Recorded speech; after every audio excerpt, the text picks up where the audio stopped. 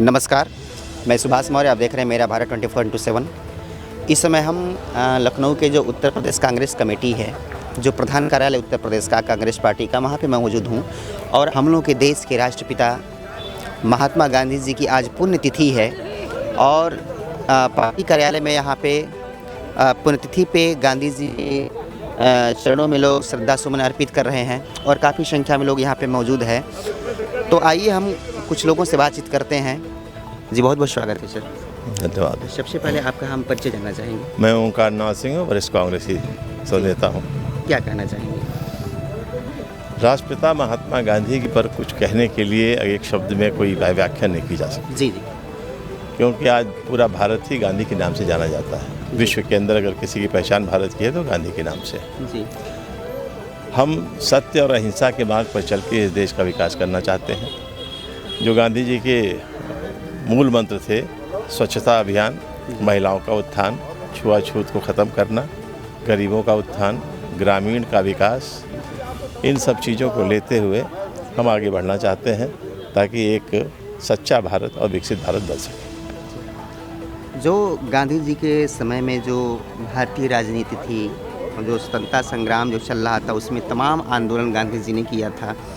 तो उस समय की एक राजनीति में और आज की जो राजनीति का जो माहौल है, आज की राजनीति जो चल रही है इस समय की, उसमें गांधी जी की अहम भूमिका को देखते हुए उसमें कैसे समाहित करेंगे? बड़ा गंभीर प्रश्न आपने पूछा है।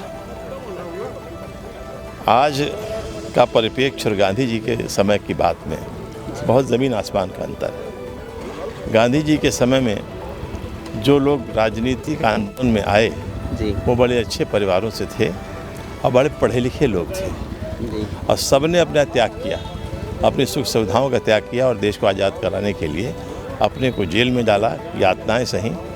आज वो देखने को नहीं मिलता है।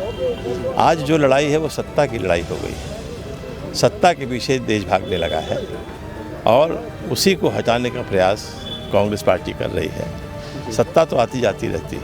जी, आप देखिए, गांधी जी कोई बहुत खूबसूरत नहीं थे, बहुत साधारण पर्सनालिटी थी उनकी, जी, लेकिन वो इतने मतलब उनकी क्षमता ऐसी थी कि 1869 में उनकी पैदाइश हुई थी और सरदार पटेल 6 साल उनसे छोटे से। 1875 की उनकी पैदाइश थी। जी, 1888 की राजेंद्र प्रसाद की पैदाइश थी।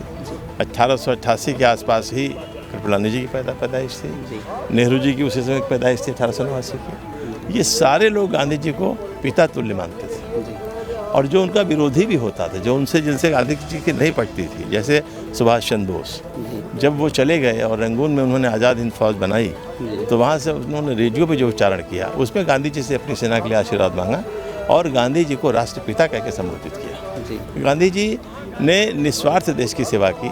आज जो भी नेता आ रहा है, मैं समझता हूँ मैक्सिमम लोग स्वार्थी हो गए हैं। वो सत्ता को इन किन प्रकार पकड़ना चाहते हैं और गांधी के मूल्यों को समाप्त करना चाहते हैं। हम इसी की लड़ाई लड़ रहे हैं और हमारे नेता आदरणीय राहुल गांधी जी इस कार्यक्रम को आगे बढ़ा रहे हैं और हमें पूरा विश्वास है कि हम जनता को इनसे भरमाने से खींचेंगे और आज हर हालत में आगे आने वाले समय में इस देश को छुआछूत की राजनीति से और जो भाईचारे की राजनीति को ख़त्म किया जा रहा है उससे हम हटाने की कोशिश करेंगे। जी। आज महात्मा गांधी जी की पुण्यतिथि है।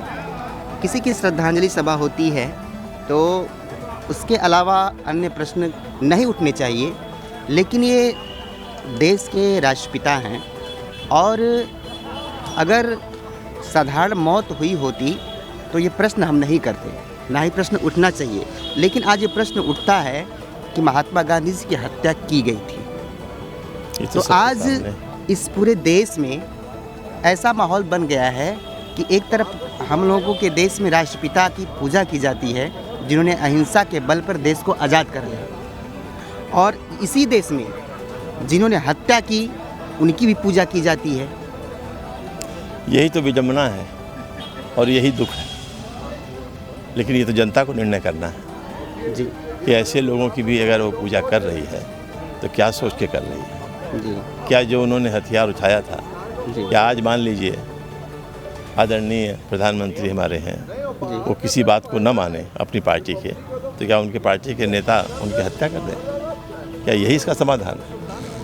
हमारे विचार तो बहुत बदलते रहते हैं। जी हो सकता है हम आप किसी बात से न राजी हों, जी हम किसी बात से न कुछ क्या कहते हैं संतुष्ट हों, इसका मतलब नहीं कि हम आपकी हत्या करते हैं। जी। दुनिया कोई इंसानों से कमियां कुछ होती हैं। कमियां सब में कोई- होती हैं, दुनिया में सब में कमियां होती हैं, सब में अच्छाइयाँ होती हैं, जी। लेकिन हमें फैसला लेने का हक नहीं है। जी इसीलिए जो हमने लोकतंत्र बनाया उसमें फैसला लेने का कार्य हमने जो है न्यायपालिका को दिया है।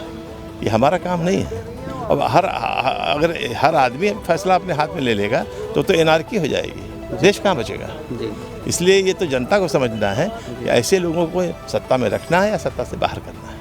बहुत बहुत धन्यवाद। कैमरामैन सज्जन मिश्रा के साथ मैं सुभाष मौर्य, मेरा भारत 24/7।